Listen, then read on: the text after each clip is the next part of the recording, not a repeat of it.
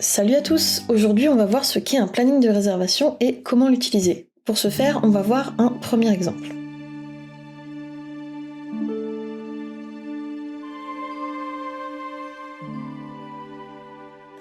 Ici on a une application qui permet de réserver des créneaux avec un technicien. Pour ce faire, on a un planning de réservation de créneaux avec les jours de la semaine sous forme de frise et on peut circuler de gauche à droite. Et chaque jour, on a une liste de créneaux et on peut voir plus d'horaires en cliquant sur le bouton voir plus d'horaires. On peut également aller loin dans le futur et revenir à la date du jour en cliquant sur aujourd'hui. Ce planning de réservation est paramétré pour avoir des créneaux de 1 heure toutes les 1 heure et demie. Donc c'est-à-dire qu'il y a 30 minutes de pause entre chaque créneau. On peut le voir ici, on a un créneau à 8 heures, le prochain est à 9h30, etc. Quand je clique sur un créneau, le workflow de ma réservation s'ouvre. J'ai l'heure de début et l'heure de fin du créneau, donc on peut voir que le créneau dure bien 1 heure, et quand je confirme mon rendez-vous, le créneau disparaît, le prochain créneau étant bien 9h30. Un technicien est disponible du lundi au vendredi, de 8h à 18h. Et les seules indisponibilités qu'on a, ce sont les jours fériés. Donc par exemple, si je vais à la semaine du 15 août, le jeudi 15 août, le jour est férié. Nous, on va essayer de reproduire ce planning, et pour ce faire, on va prendre le même exemple de planning, mais pour réserver des créneaux avec un conseiller. Pour paramétrer notre planning, on aura besoin de 2 tables. La première table, réservation, contient 2 champs, la date et heure de début et la date et heure de fin du créneau de réservation. C'est-à-dire que quand on clique sur un créneau, le workflow de cette table réservation s'ouvre et la date et heure de début et la date et heure de fin du créneau sont enregistrées dans la base de données. La deuxième table dont on aura besoin, c'est la table indisponibilité. C'est cette table qui permet de définir quels jours sont notés comme indisponibilité dans le planning. Pour cet exemple, on n'a qu'un seul champ qui est un champ date qui correspond au jour de l'indisponibilité. À savoir que dans les indisponibilités, on peut mettre plusieurs types de champs. Des champs de type date, des champs de type date et heure, et des formules qui retournent soit une date avec heure.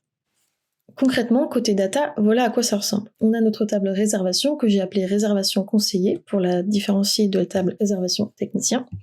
Et dedans, on a bien notre date et heure de début et date et heure de fin de notre créneau. Pour l'instant, la table est vide puisqu'on attend les créneaux de réservation que l'utilisateur final va réserver. On a une deuxième table, indisponibilité, avec notre champ de date jour indisponible qui contient la liste des jours fériés pour 2024. Maintenant qu'on a nos données, allons créer notre planning pour conseiller. Donc, dans la vue front côté Maker, j'ai créé une seconde page qui s'appelle Réserver avec un conseiller. Et dans cette page, on va ajouter une nouvelle ligne et on va venir mettre un planning de réservation. Ça s'appelle réservation de créneaux et c'est disponible dans la bibliothèque à côté du planning de ressources notamment. Donc on clique sur le planning de réservation et les paramètres s'ouvrent. Je vais renommer le planning en réservation de créneaux conseillé et j'ai 3 onglets. Paramètres, ressources, indisponibilité. Dans le premier onglet, je vais venir spécifier la table dans laquelle on va créer les réservations. C'est le workflow de cette table qui va s'ouvrir quand, en tant qu'utilisateur final, on va cliquer sur notre créneau. Donc nous, on veut que ce soit réservation conseillée, la table qu'on vient de créer. Et ensuite, on va lier le champ du début du créneau et le champ du fin du créneau à des champs de la table réservation conseillée. Donc, champ date et heure début et champ date et heure et fin. Ça veut dire que quand on va cliquer sur un créneau de notre planning en tant qu'utilisateur final, ces 2 champs vont automatiquement se remplir avec l'heure de début et l'heure de fin du créneau. J'ai un dernier paramètre qui me permet de masquer l'entête du workflow qui va s'ouvrir. C'est ce qui va me permettre de faire la pop-up qu'on a vue dans l'exemple tout à l'heure. Ensuite, on va aller dans le deuxième onglet ressources. On va cliquer sur nouvelle ressource et on va venir spécifier le type de ressource que l'on veut. Pour ce premier exemple, on va spécifier le type défini ici. Concrètement, ça veut dire qu'on ne peut paramétrer qu'une seule ressource et que les paramètres de cette ressource ne sont pas modifiables par l'utilisateur final. C'est moi en tant que maker qui vais décider des disponibilités et des autres paramètres de mon planning de réservation. On va nommer cette ressource conseiller. Et on va venir décider des disponibilités de cette ressource. Un conseiller est disponible de 8h à 18h du lundi au vendredi, comme un technicien. Et pour chacun de ces créneaux, je peux décider d'en ajouter ou d'en supprimer, et je peux changer leur valeur. Donc je vais supprimer cette plage horaire, et on va venir spécifier la durée des créneaux en minutes. Je veux que chaque créneau avec un conseiller dure 45 minutes, donc je vais noter 45. Et ensuite on va passer aux paramètres avancés. Pour chaque ressource, en plus des paramètres classiques, on a plusieurs paramètres. On peut décider de l'incrément de l'heure de début, L'incrément de l'heure de début correspond au nombre de minutes écoulées entre deux débuts de créneau. C'est-à-dire que si je veux 15 minutes de pause entre mes deux créneaux, je vais venir ajouter 15 minutes à ces 45 minutes ici. Donc c'est-à-dire qu'il y aura 60 minutes par rapport au début du premier créneau. Donc ici, je vais venir noter 60. Ensuite, on a un autre paramètre. Les invités peuvent réserver indéfiniment. Donc soit indéfiniment dans le futur, soit n jours dans le futur, soit entre deux dates. Pour ce premier exemple, on va rester sur indéfiniment dans le futur. Et enfin, j'ai le dernier paramètre. Le préavis minimum, c'est le délai qu'il doit y avoir avant un créneau pour pouvoir être réservé. Pour ce préavis, on a plusieurs unités, minutes, heures et jours, mais pour l'instant, nous, on va simplement le laisser à 0. Maintenant que notre ressource est paramétrée, on va aller dans notre dernier onglet. On a deux types d'indisponibilité, les globales et les locales. Les indisponibilités globales concernent toutes les ressources de notre planning, et les locales sont créées en fonction des ressources de cet onglet. Ici, on a une seule ressource et elle s'appelle conseiller. Donc, dans notre indisponibilité, on a une seule ressource et elle s'appelle conseiller. Quand un utilisateur final clique sur un créneau et qu'il le réserve, on veut que le créneau ne soit plus visible et donc qu'il soit indisponible. Donc, on va aller dans les indisponibilités globales et on va cliquer sur ajouter une indisponibilité. On clique sur indisponibilité et dans le libellé, on va l'appeler réservation. Notre source, c'est notre table réservation conseillé et le champ début, c'est le champ date et heure début conseillé. Le champ fin, date et heure fin conseillé. Pour chaque indisponibilité, on peut ajouter des filtres, mais en l'occurrence, nous, on n'en a pas besoin pour cette indisponibilité, donc on va juste fermer la pop-up. Maintenant, à chaque fois qu'un utilisateur va cliquer sur un créneau et le réserver, le créneau ne sera plus visible. On va ajouter une autre indisponibilité, cette fois-ci, ce sont nos jours fériés. Donc on reclique sur ajouter une indisponibilité, on va l'appeler jour férié. On clique dessus, la pop-up s'ouvre, le libellé a bien changé, et notre source, cette fois-ci, c'est notre table indisponibilité. Le champ début, c'est le jour indisponible, et le champ fin, c'est le même jour. On n'a toujours pas besoin de filtre, on ferme la pop-up. Maintenant que notre planning est paramétré, on va retourner côté utilisateur final pour voir le résultat. On retrouve notre application côté utilisateur final, et on a bien notre nouvelle page avec notre planning de réservation pour les conseillers. Donc du lundi au vendredi, on a bien nos créneaux de 8h à 18h. Donc le dernier créneau affiché est 17h pour que le dernier créneau se termine bien à 18h.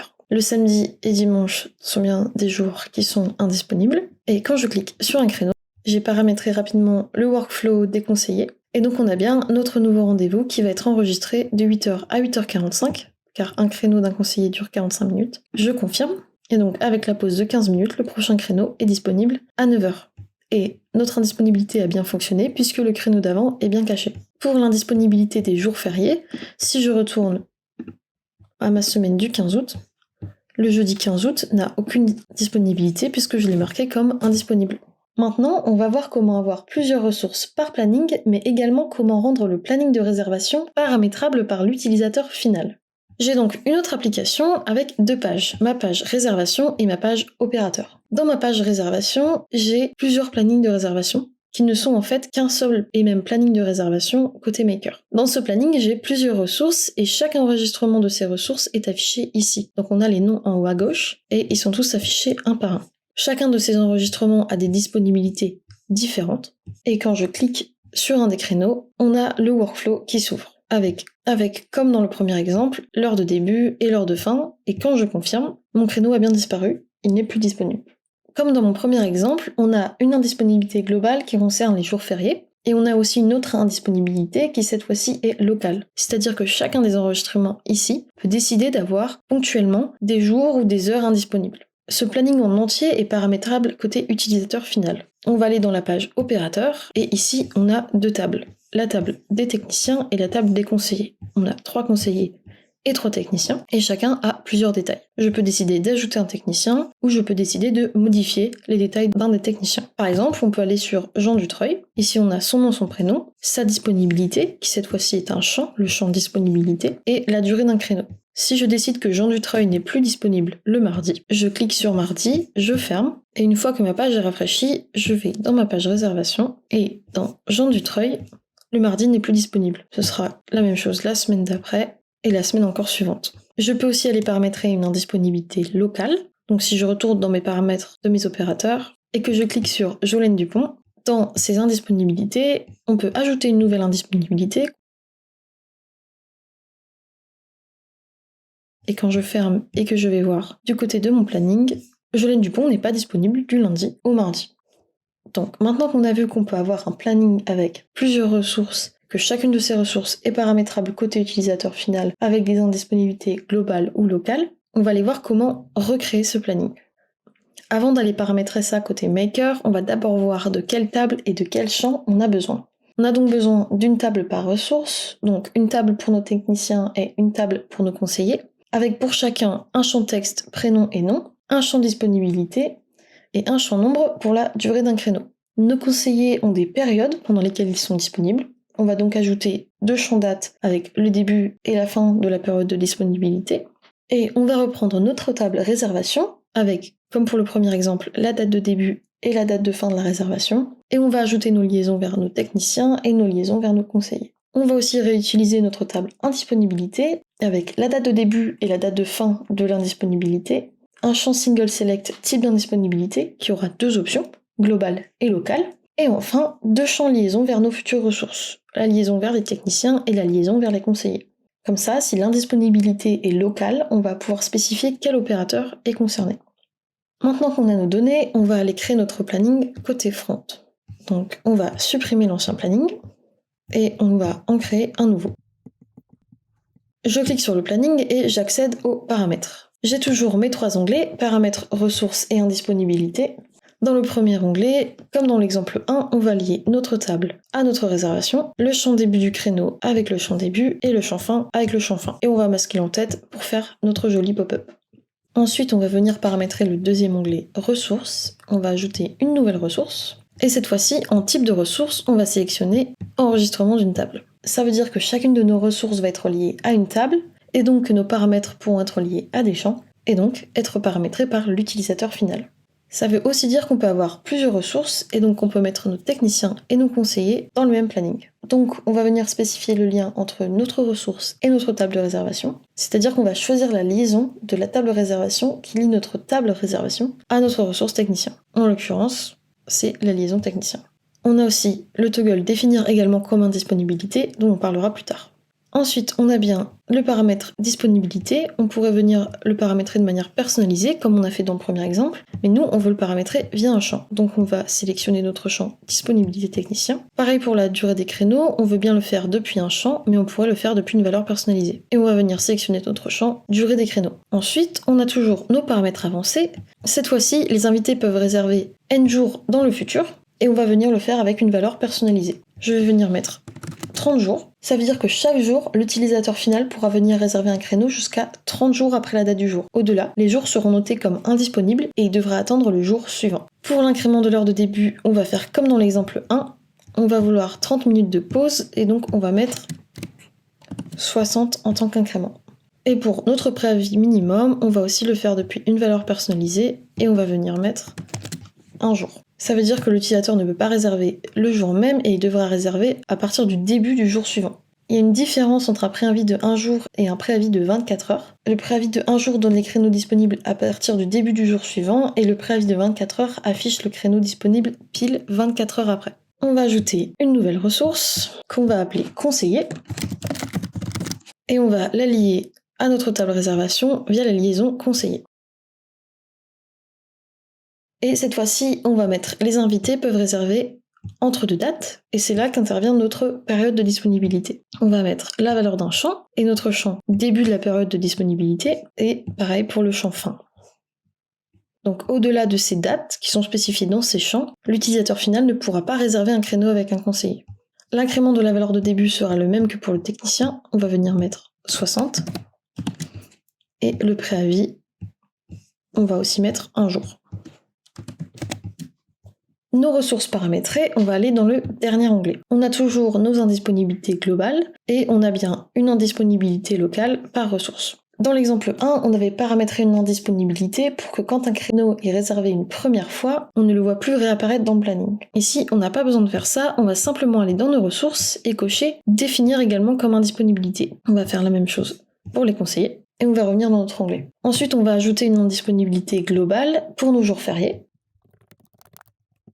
La source et les champs sont les mêmes que dans l'exemple 1. Et cette fois-ci, on va venir ajouter un filtre. Ce filtre va spécifier que les seules indisponibilités de la table que l'on veut récupérer sont les indisponibilités de type global. Donc, champ de la table, type d'indisponibilité égale à global. Ensuite, on va ajouter une nouvelle indisponibilité locale pour nos techniciens et la même chose pour nos conseillers. Donc, on ajoute une indisponibilité, on l'appelle indisponibilité ponctuelle. On lit la source de la même manière. Et on va venir spécifier nos filtres. Le premier filtre va venir dire que c'est une indisponibilité locale. Notre deuxième filtre va nous permettre de spécifier quel opérateur est concerné par l'indisponibilité locale. Donc on va venir mettre liaison indisponibilité technicien égale à la ressource en cours. Je vais faire la même chose pour l'indisponibilité conseiller.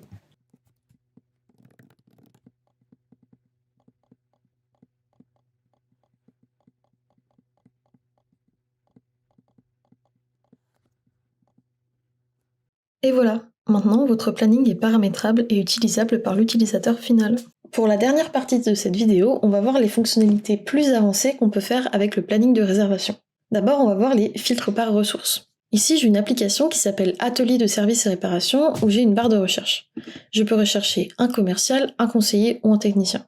Si je recherche un conseiller, j'ai un bouton qui apparaît avec un workflow. J'appuie sur le workflow et dans le workflow de la prise de rendez-vous, j'ai un planning de réservation. Ce planning de réservation est filtré en fonction de ma ressource conseiller. Donc ici c'est marqué « Vous souhaitez prendre un rendez-vous avec un conseiller » et les seuls enregistrements qui sont affichés, ce sont mes conseillers. Si je change d'avis et que je décide de réserver un rendez-vous avec un commercial, on peut voir que le nom a changé et que les nouveaux enregistrements sont seulement des commerciaux. Mon planning fonctionne de la même manière, je peux cliquer sur un créneau et le réserver sans souci. Maintenant, on va essayer de voir concrètement comment reproduire ces filtres. Pour reproduire ces filtres, on a besoin de deux nouvelles tables. Une table prise de rendez-vous qui est vide, mais dont on va se servir pour mettre notre planning de réservation. Donc tout à l'heure, on a vu que notre workflow contenait le planning de réservation. On a une autre table type qui a un seul champ, un champ texte nom du type, et qui contient 3 enregistrements, technicien, conseiller, commercial. Chacune de mes ressources va avoir un type. Donc la ressource technicien va être de type technicien. Donc chaque enregistrement aura une liaison simple qui va pointer vers l'enregistrement technicien de ma table type. De la même manière, la ressource conseiller, chacun de ces enregistrements aura une liaison simple qui va pointer vers conseiller. Commercial pointera vers commercial. Dans mon espace personnel, on a vu tout à l'heure que j'avais une barre de recherche qui me permettait de chercher un technicien, un conseiller ou un commercial. Donc dans ma table utilisateur, j'aurai donc une liaison simple « Je recherche » qui pointe vers ma table type. Pour que mon filtre fonctionne, j'ai donc besoin que le type de chacune de mes ressources corresponde à ce qui est noté dans mon champ liaison simple « Je recherche ».